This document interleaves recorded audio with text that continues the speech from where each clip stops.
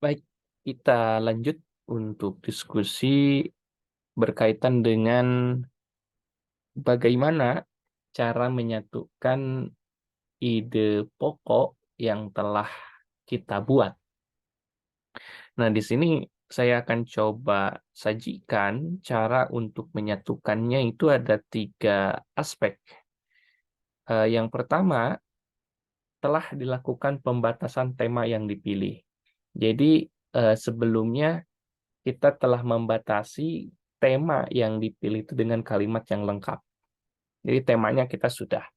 Jadi temanya sudah kita batasi. Selanjutnya merumuskan ide pokok. Dan ide pokok itu dirumuskan dengan kalimat lengkap juga yang menyatakan maksud pengarang atas tema tersebut. Jadi eh, setelah temanya dipilih, lalu ide pokoknya telah ditentukan dengan kalimat yang sempurna.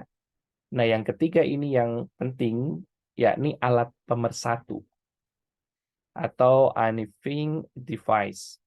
Maksudnya ialah unsur yang penting dalam proses penjelasan ide pokok atau dengan menjelaskan aspek sesuatu hal, peristiwa, orang, atau benda tertentu yang dapat menyatukan segala bagian dari karangan.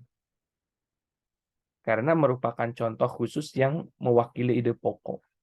Maksudnya, alat pemersatu ini adalah bagian-bagian penjelas terhadap ide pokok yang telah ditentukan. Jadi ide pokoknya telah ditemukan, alat pemersatunya adalah penjelas terhadap ide pokok tersebut supaya dapat mengetahui maksud dari apa yang disajikan oleh penulisnya atau pengarangnya. Ini berlaku bagi berbagai karya tulis, baik fiksi, non-fiksi, baik karya ilmiah pun alat pemersatu ini penting supaya proses penelitian yang dilakukan itu fokus dan tersistematis serta enak untuk dibaca. Karena tidak sedikit karya-karya tulis yang agak berat dibaca karena ide pokok dengan pemersatunya tidak cukup jelas. Dan kita dapat contohkan, kita coba berkaitan dengan alat pemersatu ini. Contohnya misalnya gini, saya coba contohkan berkaitan dengan tema yang hendak kita kaji. Contohnya misalnya temanya berkaitan dengan pembangunan ibu kota selama 5 tahun terakhir. Itu tema. Lalu ide pokoknya dirumuskan, Gubernur Ali Sadikin berhasil memajukan pembangunan ibu kota. Lalu sebagai unifying device atau alat pemersatunya adalah tindakan-tindakan gubernur. Dengan demikian, seluruh pembangunan ibu kota digambarkan dalam bentuk hubungan dengan tindakan-tindakan, inisiatif-inisiatif yang diambil Bapak Gubernur, seperti jalan-jalan, gedung, hotel bertingkat, tempat-tempat rekreasi, arena Jakarta Fair, misalnya pembukaan lin-lin bus kota, peremajaan kota, dan aspek-aspek lainnya yang menjelaskan tentang ide pokoknya, yakni Gubernur Ali Sadikin berhasil memajukan pembangunan ibu kota. Keberhasilan pembangunan ibu kota itu dijelaskan dengan bagaimana keberhasilan dalam pembangunan, baik infrastruktur tadi itu lalu. Nah, dijelaskan itu karena pembangunan difokuskan kepada infrastrukturnya dengan bentuk jalan, gedung, hotel bertingkat, tempat rekreasi, arena Jakarta Fair, dan beberapa aspek yang berkaitan dengan pembangunan. Nah, itu kan fokus penjelasannya terhadap eh, ide pokok yang telah ditentukan. Contoh selanjutnya misalnya tentang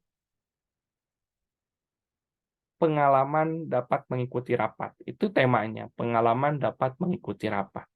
Lalu kita coba batasi dengan ide pokok berapat mendidik sifat kritis. Nah, itu jadi rapat mendidik sifat kritis.